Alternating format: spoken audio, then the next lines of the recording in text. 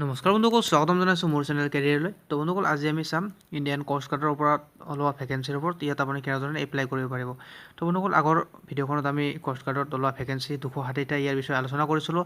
আজি আমি চাম আপুনি ইয়াত কেনেদৰে এপ্লাই কৰিব নিজৰ মোবাইলতে। তো বন্ধুসকল, আশা কৰোঁ ভিডিঅ'খন প্ৰথমৰ পৰা লাষ্টলৈকে চাব।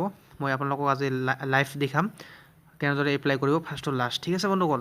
তো বন্ধুসকল, ভিডিঅ'খন ভাল লাগিলে লাইক কৰিব আৰু চেনেলটো ছাবস্ক্ৰাইব কৰি ল'ব আশা কৰোঁ। তো বলক এতিয়া আমি ভিডিঅ'খন আৰম্ভ কৰোঁ। তো বন্ধুসকল, ভিডিঅ'খন আৰম্ভ কৰাৰ আগতে আপোনালোকে এটা কথা মন দিব, ইয়াৰ অনলাইন এপ্লাই অলৰেডি ষ্টাৰ্ট হৈ গৈছে 26 জানুৱাৰীৰ পৰা। লাষ্ট ডেট আপোনাৰ 2 ফেব্ৰুৱাৰী তাৰিখ আৰু আপোনাৰ এডমিট কাৰ্ড আহিব 15 ফেব্ৰুৱাৰীৰ পৰা 22 ফেব্ৰুৱাৰীৰ ভিতৰত। ঠিক আছে, বাকী ইনষ্ট্ৰাকশ্যনখিনি আপোনালোকে পঢ়ি ল'ব। পঢ়ি লৈ কেনে আপুনি ইয়াত আৰু এটা কথা মন দিব, আপুনি এপ্লাই কৰাৰ আগতে আপোনাৰ ডকুমেণ্টখিনি বনাই ল'ব। ঠিক আছে, আপোনাৰ ফটোখিনি 10 পৰা 40 কেবিৰ ভিতৰত আৰু চিগনেচাৰটো 10 পৰা 30 কেবিৰ ভিতৰত বনাই ল'ব। বনাই লৈ কেনে আপুনি এপ্লাই কৰিব। ঠিক আছে, তো বন্ধুসকল, এইখন হৈছে ইয়াৰ অফিচিয়েল ছাইট ইণ্ডিয়ান কষ্ট গাৰ্ডৰ। আপুনি মোৰ ডিছক্ৰিপশ্যন বক্সত ভিজিট কৰিব পাৰে। ভিজিট কৰি এইখন ক্লিক কৰাৰ লগে লগে এইখন পেজ আহি পাব, নাইবা আপুনি ইণ্ডিয়ান কষ্ট গাৰ্ডৰ অফিচিয়েল ছাইটৰ পৰা এইখন পেজত আহিব পাৰে। ঠিক আছে, দেন আমি কি কৰিম এতিয়া, ইয়াত আপোনাৰ দেখা হৈছে এডভাৰটাইজমেণ্ট ফৰ কি আছে, ৰিক্ৰুটমেণ্ট অফ নেভিক জেনেৰেল ডিউটি। ইয়াত ক্লিক হোৱা আছে, জেনেৰেলটো মেল চিলেকশ্যন হোৱা আছে, কাৰণ ইয়াত ফিমেল কোনো ধৰণে এপ্লাই কৰিব নোৱাৰে, অনলি মেল। ঠিক আছে, তাৰপিছত পষ্ট এপ্লাইড ফৰ ইয়াত নেভিক জেনেৰেল ডিউটি হৈ আছে। এতিয়া আমি আই এগ্ৰী কৰিম। ঠিক আছে, ডাইৰেক্ট আই এগ্ৰী কৰিম।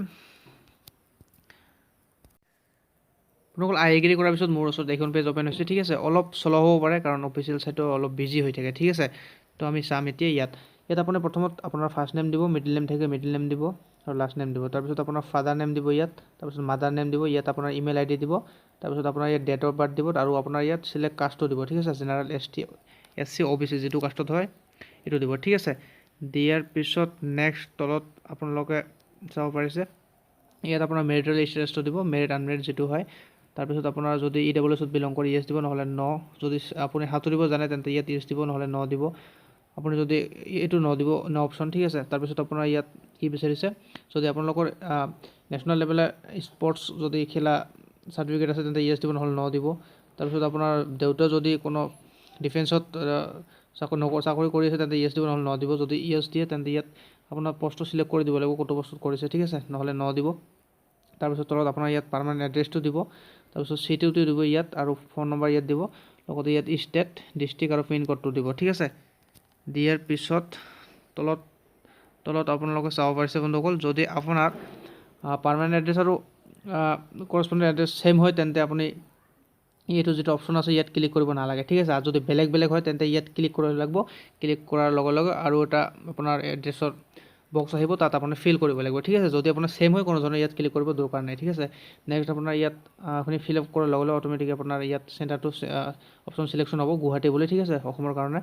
আৰু নেক্সট ইয়াত আপোনাৰ NCC যদি ABC যিকোনো এটা আছে চিলেকশ্যন কৰি দিব, নহ'লে নান দিব। তাৰপিছত আপোনাৰ ইয়াত 12 ইয়াৰ অফ পাছিং দিব, চাৰ্টিফিকেট নম্বৰটো দিব। বন্ধুসকল, এটা কথা মন দিব, চাৰ্টিফিকেট নম্বৰ আপোনাৰ ৰোল নম্বৰ বা ৰেজিষ্ট্ৰেশ্যন নম্বৰটো নহয়। ঠিক আছে, আপোনাৰ 12 পাছত যিখন বৰ্ড চাৰ্টিফিকেট যিখন আছে তাৰ লেফ্ট কৰ্নাৰত আপোনাৰ এটা চিৰিয়েল নম্বৰ বুলি আছে, এইটো দিব। ঠিক আছে, চাৰ্টিফিকেট নম্বৰ। নেক্সট আপোনাৰ ইয়াত পট ইউনিভাৰ্চিটিৰ নেম দিব, টোটাল মাৰ্কছটো দিব, কিমানৰ ভিতৰত এক্সাম হৈছিল আৰু কিমান পালে আপুনি এইটো ইয়াত দিব, অট'মেটিক পাৰ্চেণ্টেজ শ্ব' কৰিব। ঠিক আছে, নেক্সট আপুনি তলত ইয়াত ফিজিক্স আৰু মেথছত টোটাল নাম্বাৰটো আৰু কিমান পালে এইটো দিব লাগিব। ঠিক আছে, কাৰণ এইটোত এপ্লাই কৰিব হ'লে ফিজিক্স আৰু মেথটো আপোনাৰ প্ৰয়োজন হ'ব। নেক্সট তলত যদি চাই আপুনি ইয়াত আপোনাৰ ফটোগ্ৰাফখন আপলোড কৰি দিব লাগিব। ইয়াত কৈছে 10 পৰা 40 কেবিৰ ভিতৰত হ'ব লাগিব আৰু আপোনাৰ চিগনেচাৰটো হ'ব লাগিব 10 পৰা 30 কেবিৰ ভিতৰত, ইয়াত আপলোড কৰি দিব লাগিব। ঠিক আছে, দি আপোনাৰ ইয়াত যদি আপোনালোকৰ কোনো এমপ্লয়মেণ্ট অৰ্থাৎ কিবা কৰি আছে ইয়েছ দিব, নহ'লে ন দিব।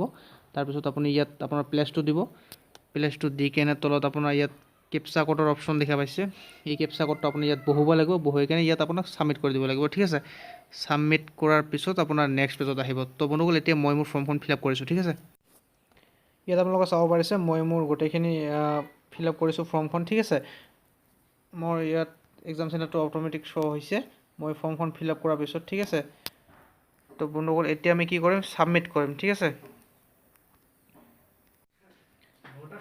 হয়, এতিয়া আমি ছাবমিট কৰিম। ছাবমিট কৰাৰ পিছত আপোনালোকে চাব পাৰিছে নেক্সট কি পেজ আহে। আপুনি এইখন পেজত আহি পাব। ইয়াত আপুনি আপোনাৰ ৰেজিষ্ট্ৰেশ্যন নম্বৰটো চাব পাৰিব, তাৰপিছত আপুনি প্ৰিণ্ট এপ্লিকেশ্যন কৰিব পাৰিব, আপুনি আপোনাৰ একনলেজমেণ্ট কপিখন প্ৰিণ্ট কৰিব পাৰিব। ঠিক আছে, আপুনি যদি প্ৰিণ্ট এপ্লিকেশ্যনত যোৱাৰ পিছত আপুনি এপ্লিকেশ্যনখন পাব এনেধৰণে, আৰু আপুনি ইয়াত প্ৰিণ্ট কৰি ল'ব পাৰে। ঠিক আছে, তো বন্ধুসকল, সৰু এটা ইনফৰমেশ্যন আছিল। যদি ভিডিঅ'খন অলপ ফ'ল' আপোনাৰ কাৰণে হেল্পফুল হ'ল তেন্তে লাইক কৰিব নিশ্চয় নাপাহৰিব। চেনেলটো ছাবস্ক্ৰাইব কৰি ল'ব আৰু শ্বেয়াৰ কৰি দিব। কিবা ডাউট থাকিলে কমেণ্টত সুধিব পাৰে। তো আপোনালোকৰ ভিডিঅ'খন চোৱাৰ বাবে অন্তত ধন্যবাদ। জয় আই অসম।